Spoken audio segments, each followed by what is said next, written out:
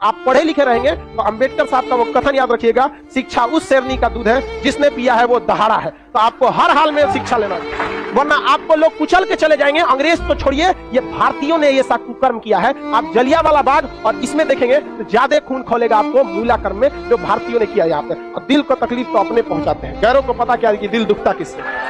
ये देश के आपको शर्म आएगी, हमारी संस्कृति पे जहां हमें नाज होता है, ये हमारी संस्कृति में दाग है, दाग धब्बा है। जिस तरह चांद में भी दाग है ना, हमारी अपनी संस्कृति पे इस दाग को कभी भूल नहीं सकते हैं कि पूरी दुनिया में ये कैसा देश था जहां मूला कर्म लिया जाता था। देखिए पहले ऊंचे जात वाले लोग न थे ना, नीचे जात वालों को बहुत सताए।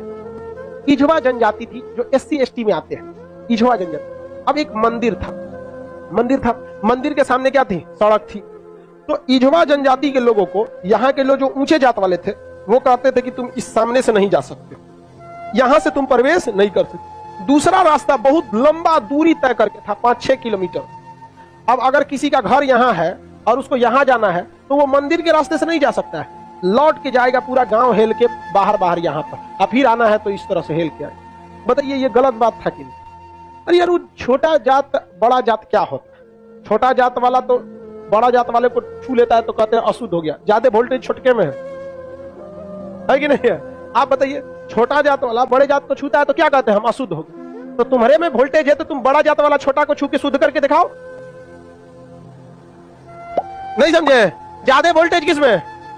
लेकिन बात हम क्या बताते हैं, छोटे जात को लोगों ने पढ़ने नहीं दिया, इस वजह से वो इस तरह का सवाल नहीं पूछ सकता था। हमरा से पूछे कोई, हम कहते हम ट्रांसफार्मर तुम बैटरी टच करा के देखा, भड़का देंगे तुमको यहाँ पर, फिर तुमको अशुद्ध हो जाओगे तुम यहाँ पर। तो ये लोग बहुत गलत किए, ये गलत बात है यार। आज के वक्त में तो एटलीस्ट ये सोच नहीं होनी चाहिए। क्या छोटा बड़ा जात करते हो, मतलब क्या ही बताया जाए इनको।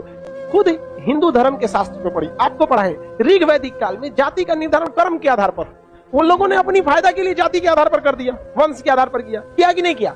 हम ये बात थोड़ी कर रहे हैं, ये तो ऋग्वेद में लिखा है। हम कौन होते हैं भैया बताने वाले कि जाति के आधार पर होगा कि नहीं? ऋग्वेद हम लिख रहे हैं, जाके पढ़िए ऋग्वेद में, वहां एक ही परिवार में 4 जाति के लोग रहते। प्रारंभिक वही है ना, बाद में ना संशोधन कर दिया गया, तो गलत था। यहाँ पर केरल में बहुत अत्याचार हुआ। यहाँ पे केरल का त्रावणकोर का एक राजा था, यहाँ पर इसने दलित महिलाओं को मूला कर्म लगाता था।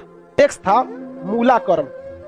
मूला कर्म एक टेक्स्ट था जिसमें दलित लड़कियों और महिलाओं को अपना स्तन नहीं ढकना था, खुला रखना था। अगर वो स्तन ढकती है तो उसे टैक्स देना पड़ेगा ऊंचे जात वालों को, क्योंकि ऊंचे जात वाले को नीचे जात वालों से अलग करने के लिए ये तरीका लाया गया।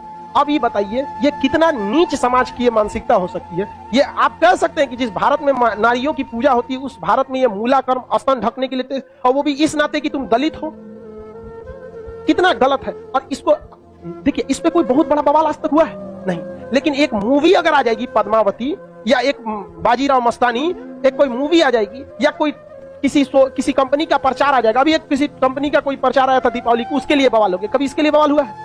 नहीं, होगा भी नहीं। रीजन क्या है? दलित लोग उतना पढ़ने ही नहीं दिया इन लोग को, आगे भी नहीं दे रहे। दलित के कुछ नेता भी आए तो अपने परिवार को लगाने में आगे बढ़ गए, वो पढ़े लिखे नहीं।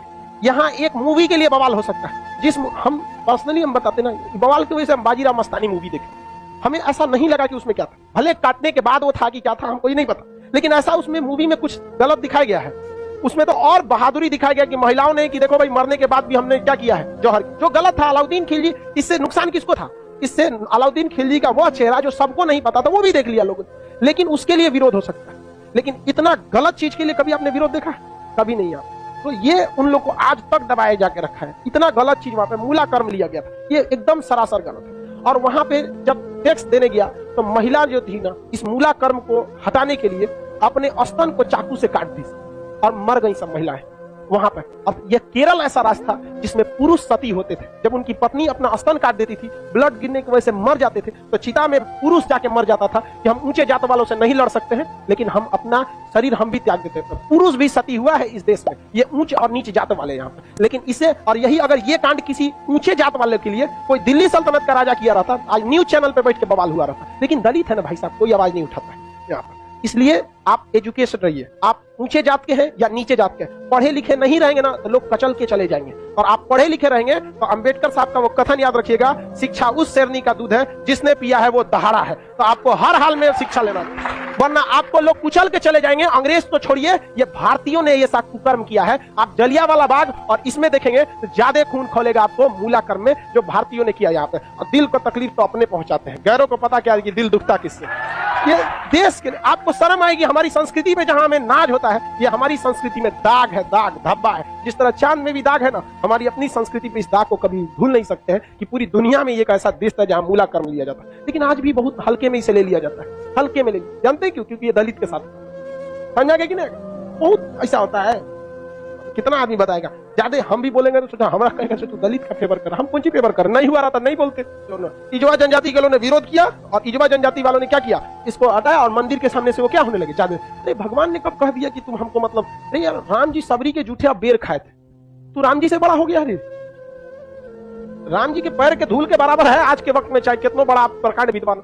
सबरी के जूठा बेर खाए थे कि नहीं? जूठा बेर यहाँ। और आज लोग कहते हैं कि छू देंगे तो अशुद्ध। अरे भगवान जूठा बेर खाए, देख ले भाई, अब इससे बड़ा साक्ष्य क्या चाहिए। लेकिन नहीं, हम श्रेष्ठ रहेंगे, दूसरे को दबा के रखेंगे। ये सोच बहुत गलत है समाज, और ये धीरे धीरे सही होगा। और इसको आप डायरेक्ट नहीं सही कर सकते। अभी समाज में ऐसे लोग हैं ना, जिनके दिमाग में ये बैठा हुआ है उच्च जात, हम श्रेष्ठ हैं। ये नहीं, ये समाज के लोग धीरे धीरे धीरे धीरे डिकम्पोज हो जाएंगे। बूढ़ा होके समाज, नई जनरेशन आ रही है ना, ये जनरेशन सही है। लेकिन इसमें भी बहुत सारे ऐसे हैं लोग जो ये बात को मतलब नहीं। लेकिन आज आप लोग युवाओं में, आप देखिए, आप लोग में ऐसी सोच नहीं है, अभी नहीं है। लेकिन आप अपने घर में देखिएगा, अपने दादा पर दादा उन लोग में अभी भी ये सोचा। हमारे यहाँ पे हमारी दादी भी थी तो नौटंकी करते, हम खटिया पे बैठे थे उनके, हमारी दादी से नहीं जमता था।